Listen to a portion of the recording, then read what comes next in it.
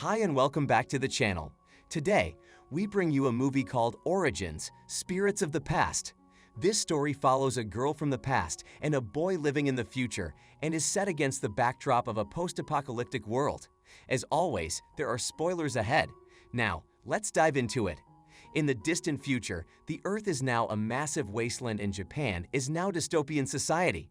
Two boys are seen running to gather water in a nearby well. One of the boys falls on his butt, right behind what seems the guardian of the well. He sneaks past the old man and jumps into the water below. The ruckus that he and his friend make rouse the old man from sleeping, but the boys manage to hide under the water before they get in trouble. This is how we're introduced to Akito and Kane. As the boys gather water, they get caught by druids, a tree-like humanoids that control the water supply. Akito tries swimming away, and the old man from before starts sounding an alarm that the druids have come because the kids are disturbing the peace. Akito swims deeper down the well, eventually getting dragged to an isolated area beneath the water supply. Akito walks toward a glowing red light from inside a dark tunnel and accidentally stumbles upon a large machine. While Kane gets caught by the druids and the other villagers, Akito sees that the large machine houses cryogenic pods. As Akito investigates further, he accidentally wakes up a young girl from her slumber. Back in the well, the water is drained unceremoniously. Akito and the girl's conversation is cut abruptly when the room is suddenly filled with the water from the well.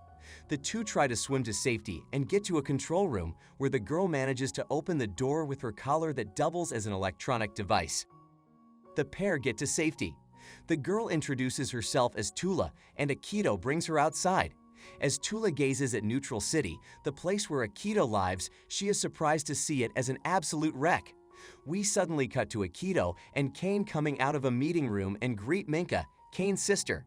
Tula is summoned and she is questioned by Yolda, the town's representative. Yolda asks if Tula is from the past world, after Akito told her that he found Tula sealed away. Tula confirms that she is from the past, and Yolda explains to her that 5 years ago there was another young man who woke up. Though he didn't stay with the town, instead opted to join the military state of Ragna. Yolda also explains to Tula that in this new world that they're in, the only water source that they have comes from the forest. However, the forest isn't fond of people, which is why Ragna is set on controlling the forest. Akito, Kane, and Minka are tasked to take care of Tula. At night, Tula takes her device out, called the Rabbin, and tries calling someone but they don't answer. Elsewhere in Ragan, two men plot to look for Tula. The next day, Akito and Kane go do their salvage work while Minka takes Tula to the market.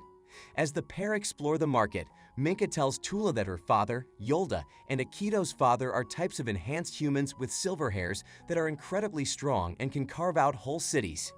Elsewhere, the forest spirits tell Yolda that Tula is prophesied to bring calamity to the forest. Minka and Tula gather water in pails and bring it back to the town. As Tula prepares to go on another water trip, her Rabbin rings. Before she can answer it, Minka comes up behind Tula, causing Tula to drop the device. Minka picks it up and the device stops ringing. Minka asks Tula if she can play with it, but Tula responds that the device can only be used by the person it belongs to. A man greets Tula and tells her that there's nothing to be afraid of, while surrounding her with his soldiers. He explains that the forest to become very violent and swallow people up. It is also revealed that this man knows Tula's father because he's from the past as well. The man introduces himself as Shunak and tries to convince Tula to work with him. He asks for her Rabbin to normalize the world by initiating the environmental regrowth defragment system Aka the Istok to destroy the forest. The forest intervenes before Tula can even come close to Shunak and tries to take her away. But Shunak shields Tula from the forest. Meanwhile, Akito reaches Tula but is stopped by one of Shunak's henchmen. Shunak's tanks destroy the forest beast and the fight ceases. Then, Yolda appears and confronts Shunak for angering the forest. Tula goes with Shunak to turn the world back to normal. Akito tells his father what happened, and his dad tries to explain that Tula holds the key to reviving the civilization of the past, but if that happens, the earth will wither and mankind will die. Akito's dad then descends into the forest consciousness, giving up his life, and Akito decides to go into the forest. Meanwhile, Tula is taken to Ragna. Shunek explains that he once contributed to Neutral City and even became an enhanced being as evidenced by his silver hair. However, he also felt that this world was abnormal.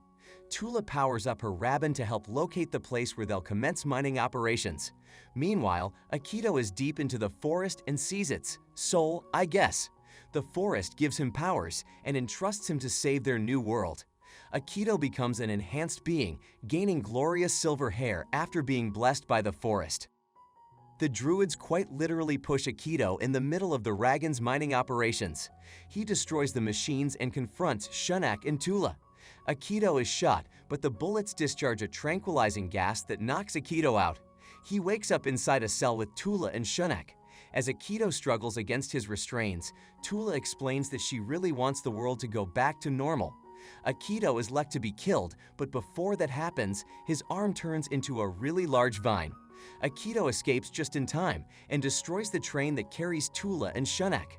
A fight ensues as soldiers try to stop Akito, but ultimately, he manages to win against them.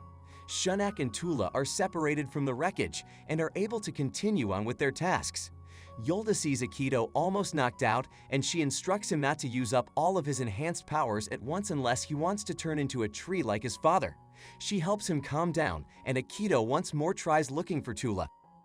Tula and Shunek reach their destination, a mountain where the Istok is. Tula opens up the room with her Rabin. Shunek and Tula go in, but not before Shunek abandons his people. The two go deeper into the mountain, and using Tula's Rabin, she sees a hologram of her father. He explains the Istok's purpose and reveals it to be a genetic engineering project to produce trees that can grow in harsh conditions, and started experimenting on the moon. It destroyed the moon instead, and those who were unfortunate enough to not take shelter within the stayfield, the room where Tula was found, had died. He also reveals Istok's power to destroy and burn everything up and leave the forest to regenerate back to its original conditions. However, that will entail a great sacrifice. He doesn't explain what it is, however, and the hologram ends. He is released from his cocoon, and the pair go back home. The film ends with Akito managing to show that people and the environment can coexist, and Tula throws her Rabin away, finally letting go of her past. And that concludes Origin, Spirits of the Past. We hope you enjoyed this one, and if you did, make sure to give it a like, comment, and subscribe to the channel for more videos like this. Thank you for watching.